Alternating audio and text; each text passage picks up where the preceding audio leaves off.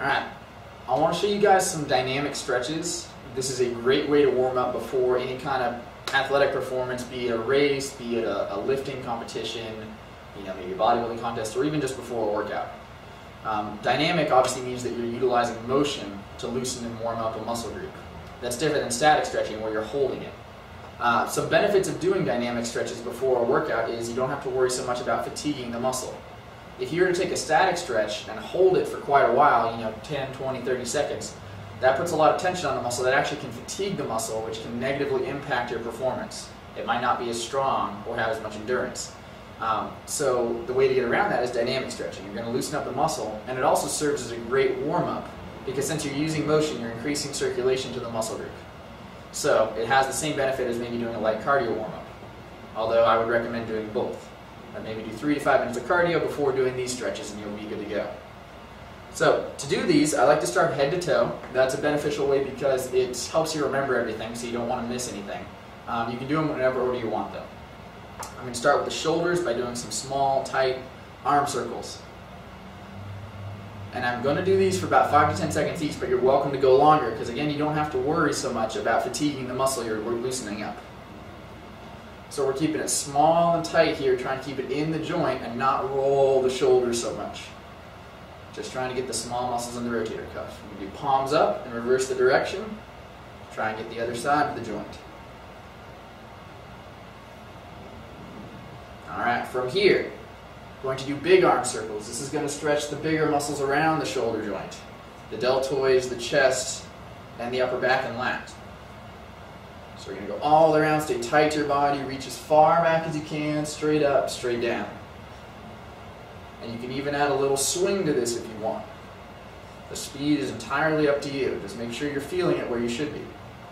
Now we're going to reverse the direction for the same reason.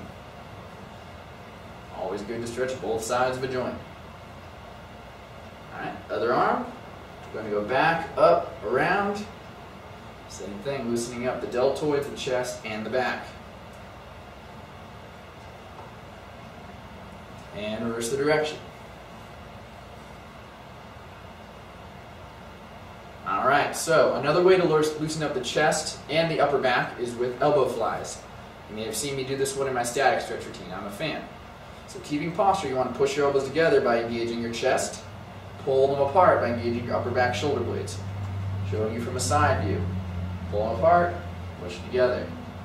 You want to really feel these muscles. Now warming up serves the double purpose of preventing injury, increasing flexibility, and it just raises body awareness. If you're going to work out and you're distracted and thinking about your day, you're going to have a harder time focusing on form and technique.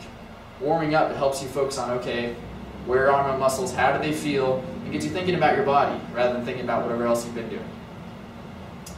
Alright, another way to stretch through the upper body is to do swings. Go back and in. This is going to get the shoulders, the chest, and the back in kind of a different way. Notice I'm switching which arm goes on top. And again, just like the arm swings going to the side, you can do as fast or slow as you want. Just keep moving. Alright, so that loosens up my arms pretty well. My upper body's very loose and warm now. I want to start moving to the legs, but first I'm going to do one that engages the obliques and the lower back as well.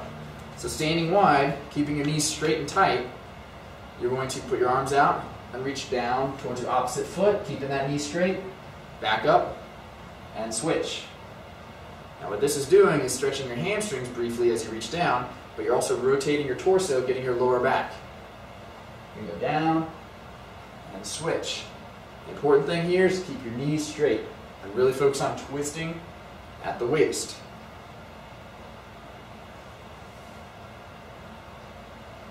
Alright, from here to loosen up the hips. I also did this one in my static stretch video. I want you to do a hip sway where you're sitting down and back towards one foot, keeping this knee straight and heel planted, and switching. This is a very beneficial exercise. You cannot get your hips too loose, especially with the amount of time most people spend sitting every day. Your hips get very tight and flexible. And as you go down, make sure the knee that you're not sitting towards stays straight to get that inner thigh as well.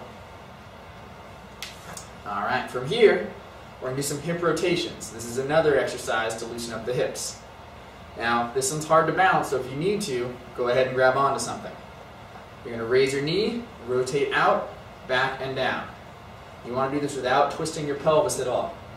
All the motion should come from the ball and socket in your hip. This serves the same purpose as the arm circles did for the shoulder. Just loosening it up, increasing the range of motion. This is really going to make proper form and technique easier when you're exercising. Alright, go ahead and do the other side. Like I said, don't worry if you have trouble balancing, just hold on to something. Just make sure your hips and pelvis do not move, just your leg moves. Alright, next up, to warm up the rotator cuff, or hip flexor rather, and the glutes, you can do leg swings forward and back. I stay at an angle here so I don't hit anything. You're just kicking up high as you can and back. This is another one where you may want to hold on to something. You want to keep everything really loose so that foot goes as high and as far back as possible.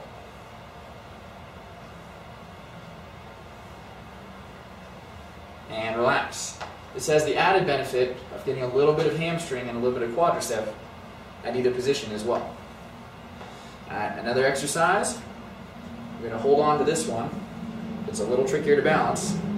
Is you're going to bring your foot across and swing it out. This is going to warm up the inner and outer thigh as well as the abductor at the top of the hip. And you want to make sure it's a very loose swinging motion, not so much a push as if you were doing an exercise. The whole point is to be loose and relaxed with these. Alright, last but not least, you can do a lunging motion here, go down and up.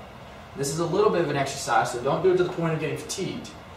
But this is going to stretch your hamstring, your glute, and your quadricep without having the over-fatiguing point that a static stretch would. Go ahead and switch sides, just drop down and come up.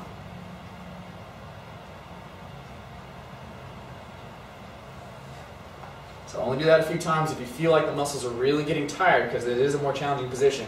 Just do it a little bit to get some warmth and circulation in there, not fatiguing the muscle. Alright, this is a dynamic stretch set. I would do this as often as you're comfortable doing it. Every day is a great thing to do. There's no downside to stretching more. You'll only improve flexibility. Alright, good luck.